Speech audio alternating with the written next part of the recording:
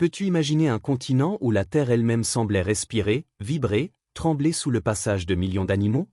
Un monde où l'horizon n'était jamais immobile, où une mer sombre de corps massifs ondulait sur les plaines, soulevant la poussière comme un orage vivant. Il fut un temps, pas si lointain à l'échelle de l'histoire, où l'Amérique du Nord appartenait aux bisons. Des dizaines de millions d'animaux parcouraient librement les prairies, sculptant les paysages par leurs sabots, fertilisant les sols, ouvrant la voie à d'innombrables espèces végétales et animales. Le bison n'était pas seulement un animal. Il était un moteur écologique, un pilier invisible de tout un monde. À cette époque, il n'y avait ni autoroute traversant les plaines, ni fermes industrielles, ni clôtures à perte de vue. Seulement des étendues infinies d'herbe haute, un ciel immense, et ce grondement sourd, presque continu, produit par des troupeaux si vastes qu'ils pouvaient mettre plusieurs jours à passer devant un même point. Pour les peuples autochtones, le bison était au centre de la vie. Nourriture, vêtements, outils, abris, cérémonies, tout provenait de lui. Chaque partie de l'animal était utilisée, respectée, intégrée à un équilibre ancien entre l'homme et la nature. Puis, en moins d'une génération, tout s'est effondré. À partir du milieu du XIXe siècle, l'expansion vers l'ouest, la construction des chemins de fer et surtout des politiques délibérées ont transformé le bison en cible. Le massacre n'était pas seulement économique ou récréatif. Il était stratégique. En éliminant le bison, on affamait les nations autochtones, on brisait leur autonomie, on effaçait leur mode de vie. Des chasseurs tuaient les animaux par milliers, parfois uniquement pour leur peau, parfois même sans autre raison que le sport. Les carcasses étaient laissées à pourrir sur place. Des photographies prises à la fin du XIXe siècle montrent des montagnes de crânes de bison, empilés comme des monuments macabres. Ces images existent toujours. Elles sont des preuves silencieuses, mais irréfutables, de l'un des chapitres les plus violents de l'histoire américaine. Là où vivaient autrefois plus de 30 millions de bisons, il n'en restait plus que quelques centaines à l'aube du XXe siècle. L'animal qui avait façonné un continent était au bord de l'extinction totale. Et pourtant, le bison n'a pas disparu. Sa survie tient presque du miracle. Quelques troupeaux ont été préservés dans des zones isolées, par des éleveurs, des naturalistes et même certains responsables politiques qui comprenaient déjà la valeur de cet animal unique. Lentement, très lentement, la population a recommencé à croître.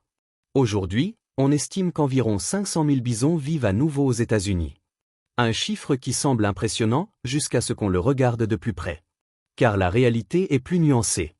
À peine 4% de ces bisons vivent réellement à l'état sauvage, dans des espaces protégés comme le parc national de Yellowstone, où ils peuvent encore suivre des cycles migratoires naturels, affronter les hivers rigoureux et interagir librement avec les prédateurs. Les 96% restants vivent sur des terres privées, dans d'immenses ranchs, ou sur des territoires gérés par des communautés, notamment autochtones, où la conservation, l'élevage et la mémoire culturelle avancent ensemble. Les bisons que l'on voit aujourd'hui ne sont pas exactement les mêmes que ceux qui faisaient trembler les plaines il y a 2 siècles. Après des décennies de chasse intensive, de sélection humaine et parfois de croisement avec du bétail domestique, une infime portion d'ADN bovin s'est glissée dans leur patrimoine génétique, en particulier chez le bison des plaines. Mais cette influence reste marginale. Environ 99% de leurs caractéristiques demeurent sauvages. Leur taille reste impressionnante. Leur comportement, imprévisible. Leur force, redoutable. C'est précisément ce qui rend le bison si différent du bétail classique. On ne peut pas l'élever comme une vache. Là où les bovins industriels sont rassemblés chaque soir, habitués à la présence humaine, vaccinés régulièrement et surveillés en permanence, le bison est élevé dans un environnement semi-sauvage. De vastes espaces ouverts, parfois des centaines d'hectares, avec un minimum d'intervention humaine. Les animaux restent en mouvement, choisissent leur zone de pâturage, forment des hiérarchies naturelles au sein du troupeau. Cette liberté, qui fait toute la singularité du bison, rend aussi sa gestion bien plus complexe que celle de n'importe quel autre animal d'élevage. Le bison ne se laisse pas facilement guider. Il ne tolère pas le stress. Il réagit vivement aux changements brusques. C'est un animal puissant, rapide, capable de charger à une vitesse surprenante lorsqu'il se sent menacé. Une clôture conçue pour des vaches peut être détruite en quelques secondes par un bison adulte. La saison de reproduction, qui s'étend généralement de juillet à septembre, illustre parfaitement cette nature indomptable. À cette période, les mâles adultes s'affrontent dans des combats spectaculaires. Les chocs de leur corps massif résonnent sur les plaines, soulevant des nuages de poussière. Ces affrontements déterminent quels mâles auront accès aux femelles.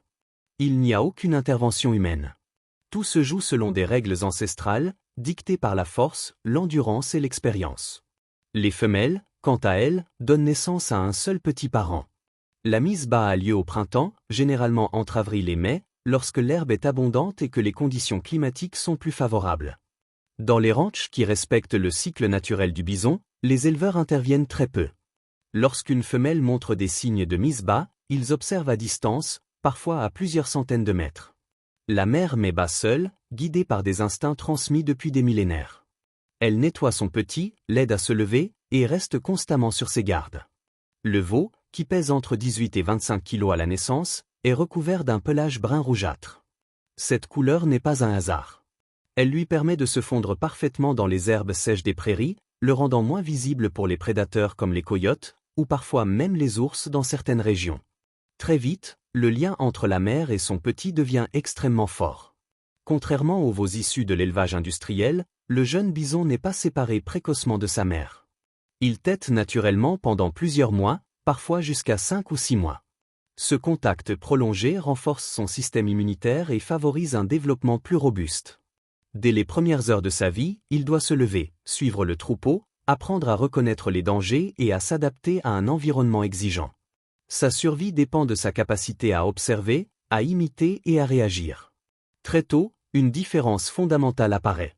D'un côté, des animaux élevés dans des environnements entièrement contrôlés, où chaque paramètre est réglé par l'homme. De l'autre, un animal qui grandit dans un monde imprévisible, parfois rude, mais profondément formateur. Et déjà, une question commence à émerger, presque naturellement. Quelle vie façonne réellement les animaux les plus forts, les plus résistants, les plus adaptés au monde réel? À partir de quelques semaines seulement, le jeune bison commence déjà à explorer son environnement. Vers 2 ou 3 semaines, il goûte ses premières herbes fraîches, imitant les adultes autour de lui, tout en continuant à téter sa mère. Cette transition progressive est essentielle. Elle permet au veau de développer un système digestif parfaitement adapté aux fibres grossières des prairies naturelles. Jusqu'à l'âge de 5 ou 6 mois, le lait maternel reste une source clé de nutriments et d'anticorps, renforçant encore sa résistance naturelle face aux maladies. Dans les ranchs qui suivent une approche respectueuse du cycle biologique du bison, l'usage de médicaments est volontairement limité. Ce choix n'est pas laissé au hasard.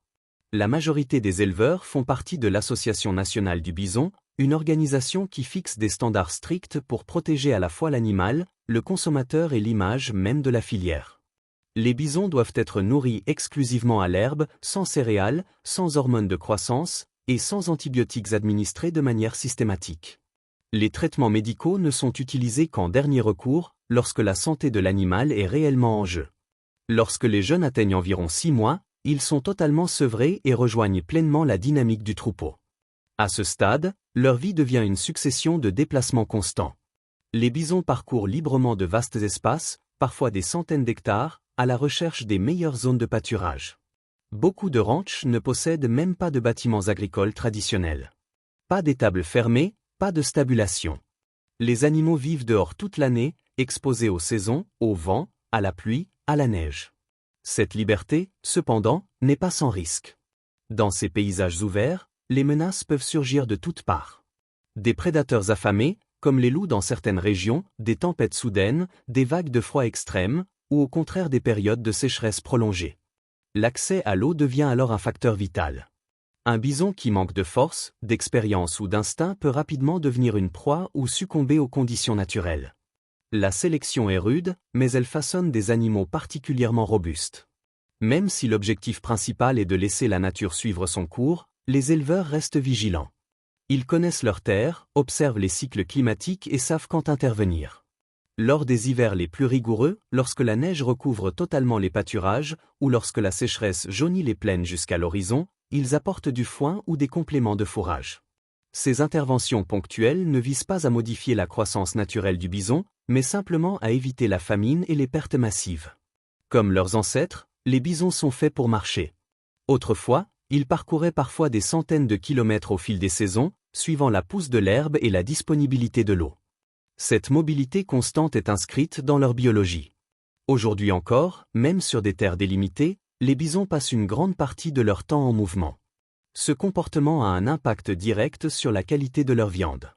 Les muscles sont plus sollicités, la chair devient plus maigre, plus dense, avec une saveur plus marquée et plus authentique que celle du bœuf élevé en parc d'engraissement. L'hiver reste néanmoins l'épreuve la plus redoutée. Dans certaines régions, les températures plongent bien en dessous de zéro pendant des semaines. Les points d'eau peuvent geler entièrement, rendant l'hydratation difficile, même pour un animal aussi résistant que le bison. Pour faire face à cette réalité, de nombreux ranchs installent des systèmes de pompage équipés de dispositifs chauffants, garantissant un accès constant à l'eau liquide.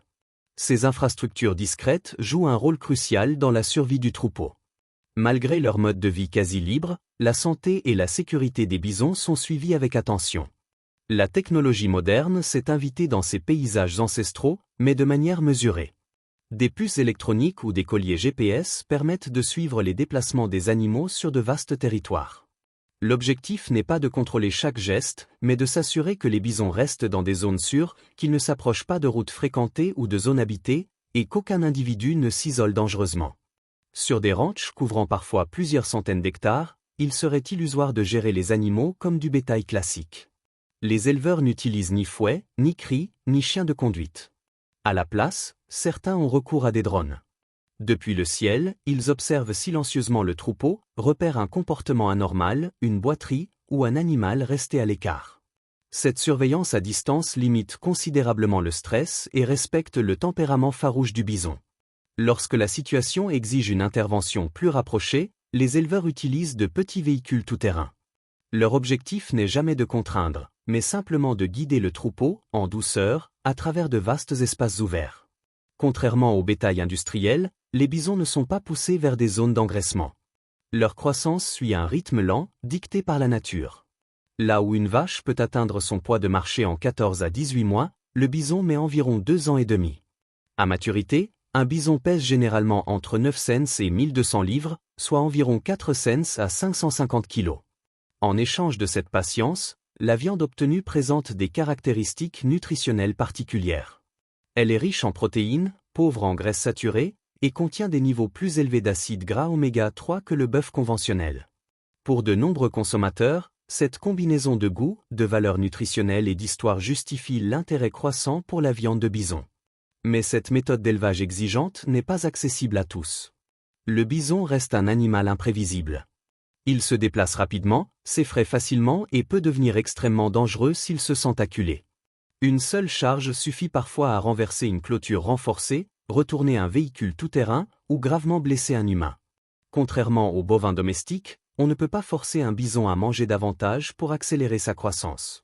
Toute modification brutale de son alimentation ou de son environnement peut provoquer un stress intense, au point que l'animal cesse de s'alimenter et dépérisse.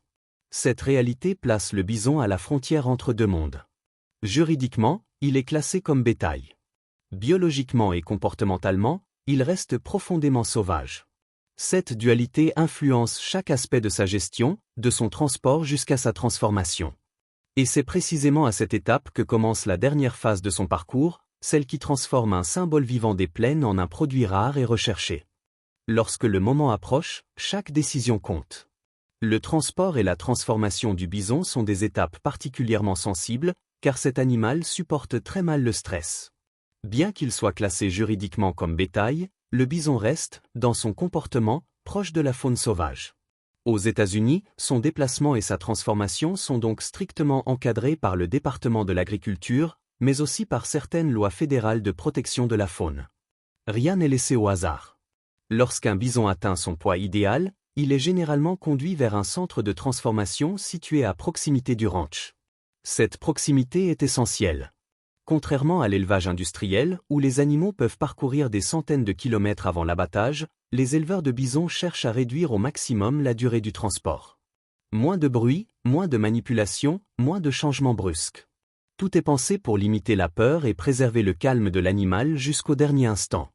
Dans ces installations, l'ambiance est radicalement différente de celle des chaînes industrielles. Il n'y a pas de cadence effrénée, pas de files interminables d'animaux. Des professionnels spécialement formés travaillent avec précision et respect. Chaque intervention est réalisée sur place, avec une attention particulière portée au bien-être animal. La transformation est rapide, maîtrisée, et la viande est immédiatement réfrigérée. Souvent, elle est livrée au distributeur le jour même, garantissant une fraîcheur optimale, sans traitement chimique ni procédé lourd. Dans certains ranchs, le cycle est encore plus court. Les bisons sont abattus et transformés directement sur les terres où ils ont vécu, là même où ils ont brouté pendant des années. Cette approche locale réduit l'empreinte carbone, renforce la traçabilité et redonne du sens à chaque étape du processus. Le bison ne disparaît pas dans une usine anonyme. Il reste lié à un lieu, à un paysage, à une histoire. Chaque année, environ 75 à 85 000 bisons sont récoltés aux États-Unis. Cela représente un peu plus de 7 millions de livres de viande par an. À l'échelle de l'industrie bovine, ce chiffre est minuscule. Le bison reste une production de niche, incapable et surtout peu désireuse de rivaliser avec les volumes massifs du bœuf industriel. Cette rareté explique en grande partie son positionnement sur le marché. La viande de bison s'adresse à un public précis. Les prix en témoignent. La viande hachée se vend généralement entre 8 et 12 $ la livre. Les morceaux nobles, comme le filet, l'entrecôte ou le faux filet, peuvent dépasser les 20 $ la livre. Dans des villes comme Denver, Austin, Chicago ou New York, de nombreux restaurants haut de gamme ont intégré le steak de bison à leur carte. Pas seulement pour sa saveur riche et authentique, mais pour ce qu'il symbolise. Car manger du bison, c'est aussi consommer une histoire. Une histoire de disparition presque totale, suivie d'un retour progressif, fragile, mais porteur d'espoir. La restauration des troupeaux de bisons n'est pas qu'un projet agricole ou économique. C'est aussi une démarche de réparation.